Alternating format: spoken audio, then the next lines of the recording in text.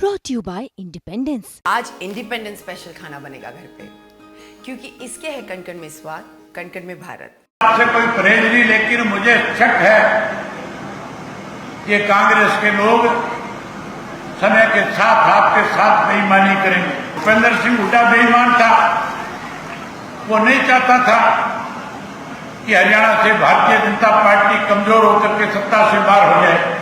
जहां सरकार को बदलना चाहता है, वहीं कांग्रेस को भी सत्ता से दूर रखना चाहता है।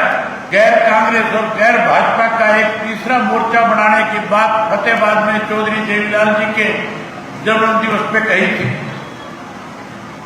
और जब चौधरी ओम प्रकाश चौटाला देश भर के नेताओं से कह रहे थे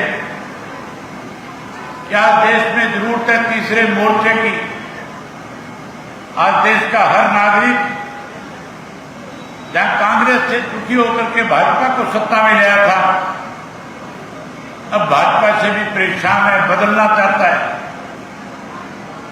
लेकिन साथियों, उस मंच के ऊपर नीतीश कुमार भी थे।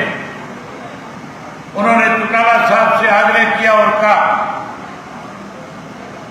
कि चौटाला साहब, हमें कांग्रेस से परहेज नहीं करना चाहिए, भाजपा को सत्ता से पार करने के लिए कांग्रेस को साथ ले लेना चाहिए। चौटाला साहब ने कहा कि ठीक है, अगर आप सबकी राय है तो मुझे इस बात से कोई परहेज नहीं, लेकिन मुझे शक है कि कांग्रेस के लोग समय के साथ आपके साथ बेईमानी करेंगे। जो चौटाला साहब ने सोचा था वही हुआ। सबसे पहले नीतीश कुमार जो इस बात की पैरवी करता था कि कांग्रेस को तीसरे मोर्चे में शामिल किया जाए, उस नीतीश कुमार को कांग्रेस के लोगों ने उस इंडिया गठबंधन से बाहर करने का काम किया। जिस व्यक्ति चौधरी ओम प्रकाश चौटाला ने तीसरे मोर्चे की बात करी थी, गैर कांग्रेस की बात करी थी, इन बेईमान कांग्रेसियों ने उस इंडिया गठबंधन का हिस्सा चौधरी ओम प्रकाश चौटाला को भी नहीं बढ़ने दिया। आज उसका खामियाजा देश के लोग भुगत रहे हैं।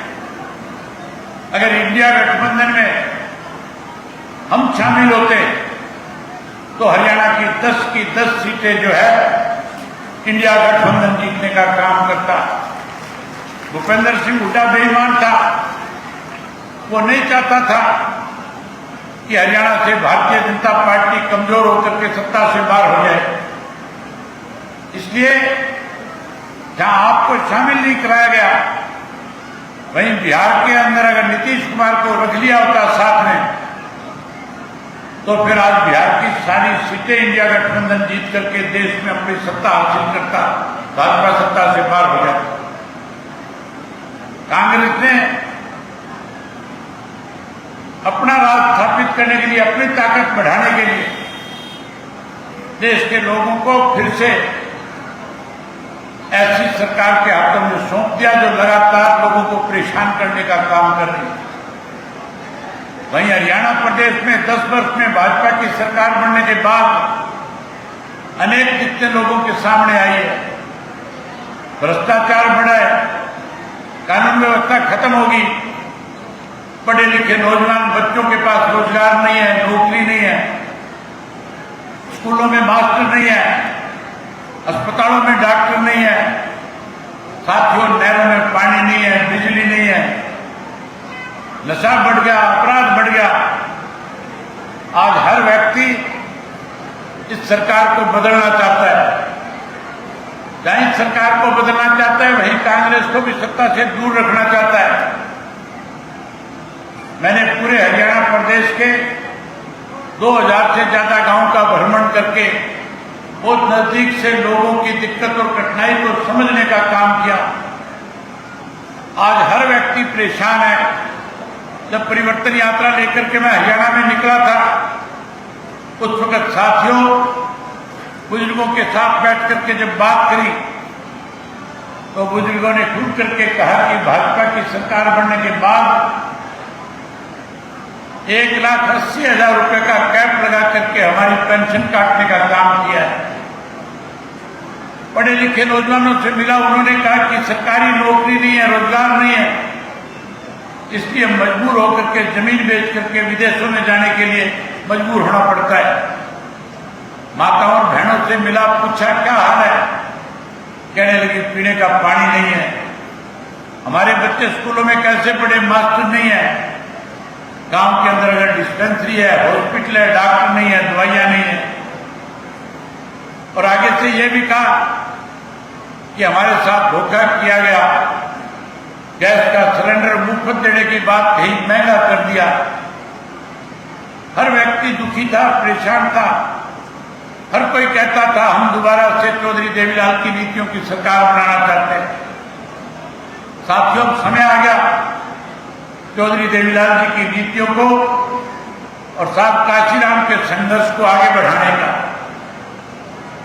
अब चुनाव है, इस चुनाव के अंदर अगर आप इंडियन नेशनल लोकदल पार्टी और बहुजन समाज पार्टी को सत्ता में लेकर के आते हो तो पूरे देश में एक संदेश जाएगा कि इस देश का किसान और मजदूर इकट्ठा होकर के जिसने अपनी मेहनत से इस देश को